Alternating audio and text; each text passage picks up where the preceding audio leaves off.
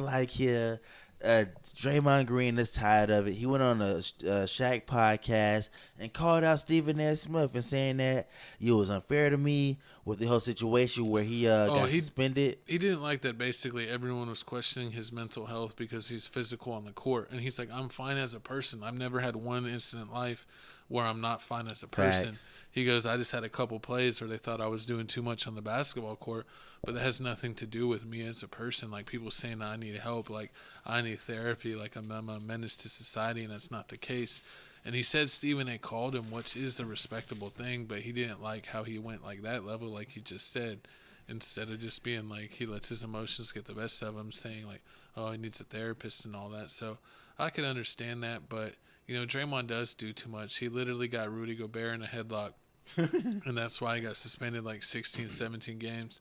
And then what's funny is like I saw someone take screenshots and they're like, every time that the Wolves lose in the playoffs, look at Draymond Green, and it shows him like this whole series with Dallas where he's just like cheesing every game. And they showed him like right after Luka hit that step back on Gobert for the win, that Draymond was just cheesing so hard that he hates Rudy Gobert that much. And even when Daniel Gafford came to TNT for their after interview, he was giving Gafford advice on like, hey, on certain plays, do this and do that, and you'll be better off. Horrible. So he really hates Rudy with a passion. But let's see what he was saying on Shaq's, what is this, the big podcast? Yes. Stephen A. Smith really pissed me off. And the reason he pissed me off was because he hit me. He's like, yo, it's been hard for a lot of us to talk about you these last few days. You know, for me, I'm like, okay, it's been hard for me to watch. But I'm watching it because I want to see everything that everybody has to say. But the thing that pissed me off is you tell me it's been hard for y'all to talk about me. Stephen A., anytime I meet someone and they say something about you, it's never like, yo, I like him. He cool. It's always like, man, that dude, he a character, he's this, he's that. And I always say back, I actually know the guy.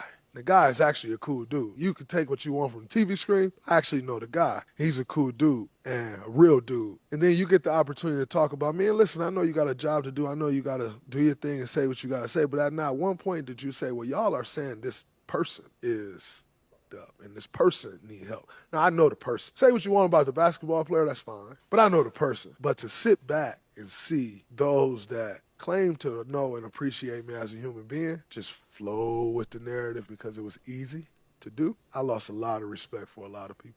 You know, being a black man and not wanting to give credence, I mean, I heard, we all heard that piece right there.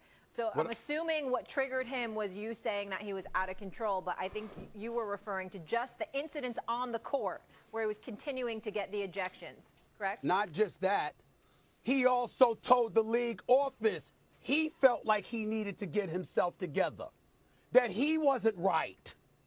I know this because as I tried to educate folks weeks ago when you had Steven Jackson calling me a snitch because I called up the league office about Russell Westbrook. I didn't call them to suspend Russell Westbrook. I called because we had NBA countdown in an hour. The Clippers game was our game. Russell Westbrook hadn't been suspended, and I was asked to find out what were the details behind the decision. That's my job. We're on First Take.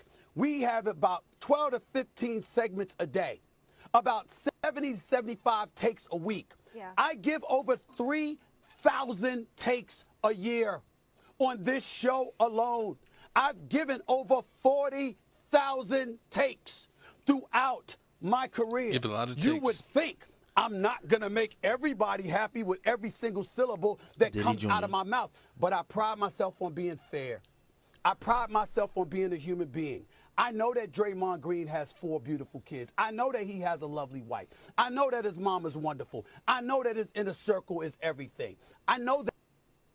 What's funny is that they were talking about him, and his kid was like, Daddy, what does it say? I saw this YouTube video where it says Draymond Green needs help. He's like, I didn't like that. He's like, my kids are wondering about my mental health. I mean, but these NBA players is soft. I don't understand. He just feels like too many people ran with the narrative that he needs mental help instead of just being like he's going too hard on the court, that they don't want to pull it to like mental health. But Steven Jackson said that, even Draymond said that he needed to, work on some things individually. But you wonder if that was like something he just said just to hopefully get a lesser sentence, or if Like he's John Morant? yeah, like or if he truly meant it, and he might think that he doesn't need any mental help, but he just doesn't like people checking him on the basketball court because he's going to check him back. And I don't really think that's going to change. I think Draymond's going to always be Draymond. But if he wants to avoid these suspensions and major fines, he's got to cool it a little bit. And I don't understand why people hate on Stephen A's takes. I mean, he's literally paid to hear his opinions on sports topics. So, like he said, he's not going to make everyone happy with his opinion. You might like him, you might hate him, but at the end of the day, he's going to do his job. So, I'm going to side with Stephen A on this one and think that, like, hey, stop being so sensitive. I mean, a lot of people don't like him because they feel like he's Uncle Tom. Like, for real, they feel like, yeah, Uncle Tom, you always picking the other people's side, and this is just another time where, like, you were supposed to help a brother out, where a brother was on his knees, is hurt, and you kicked him down. Why was he on his knees? Because he choked out Rudy Gobert. And he Took also Rudy to the ground. Then he punched Poole. I mean, he did a whole bunch of things. So I understand where Draymond's coming from. I mean, like, he feels like you could have just helped me out. We cool. We friends. But then again, Stephen A. Smith, like he said, he does a whole bunch of takes. So it's a lot of times where he always gives Draymond praise. So, I mean, what's one bad comment? And especially if it's a topic where they ask you, like, what do you feel about this person doing this bad thing? What are you going to be like, oh, I refuse to talk about it? Or, like, That's what you're going to be like, oh, no, he didn't do a bad thing, even though, like, you could literally have footage of what he did. So, but I mean, but it's not like Kevin Durant. Like, Kevin Durant, I know, really don't like him because remember, he's like, oh, yeah, he be lying on me. He be saying, like, inside sources said this. He's like, my inside sources don't know you. We don't talk to just you. talking about people in the locker room. Like Kevin Kevin might be like Kevin Durant's camp. He's like, I don't even know nobody in my camp. He'll pay to know him. Exactly. I mean, hey, you know what? These sports analysts to go real deep with it. But I mean, nice and deep, like. And also in this whole interview, I mean, Stephen A. Smith didn't even get it that bad. He should have seen what Skip Bayless. Like he said, Skip Bayless was a hater. Man, I really miss Skip and Shannon. I feel like they were the best duo.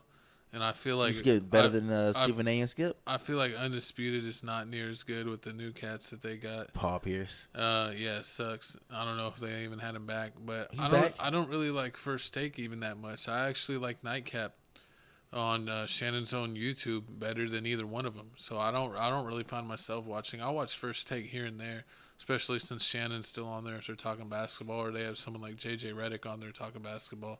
I'll check it out. But I really do like either JJ Redick's podcast on his own where he's breaking stuff down. He even does one-on-one videos with Tim Legler. Yeah. And those videos are pretty good. But I mean, the only bad part about those is that they don't have highlights. Like, oh yeah. That's the bad thing, man. I hate that the NBA is so stringent on that some of those podcasts you can't use clips. So, yeah, because even on Nightcap, whether he's with Gilbert or Ocho Cinco, Shannon, I don't think they have clips. And then even if you go to Gilbert's Gil's Arena podcast, they have the clips on the Jumbotron where it's hard for you to see, where you can kind of see it, but so they don't get messed up or blocked. Yeah. So I mean, that's the only thing that's really. I think that's the only thing that's really keeping a lot of these sports stations afloat, like ESPN and Fox Sports Network, is the fact that like they get to show highlights. But even on Undisputed, some of the games they don't show highlights. But that's why they only talk about games that's only showed on Fox. They don't show those highlights. So, I mean, we gonna see how this goes. Hopefully, I mean, they gonna make amends. The NFL, the NBA season is about to be over with. So I'm pretty sure once the season starts back up again, they'll be cool again. I mean, because it's Stephen A. Smith and it's Draymond. It's not like it's Kevin Durant or Kwame Brown. And we got to see with because Draymond was on TNT and cool with the TNT crew, and they're all gonna. That don't mean nothing. No, you wonder if Draymond's gonna try to get on ESPN. Hell nah. Not if you ain't gonna get ESPN if you're not cool with us. Exactly. So you wonder if he's gonna change that or not even try to mess with them or just be on NBC. He already burned. I think he already burned that bridge. He don't burn it. I mean, nowhere else to go. I mean, you might as well go to NBC or something like that. And that's what I was saying. Yeah. Try to get on that, but I doubt that'll happen. They finna get like a whole new cast. But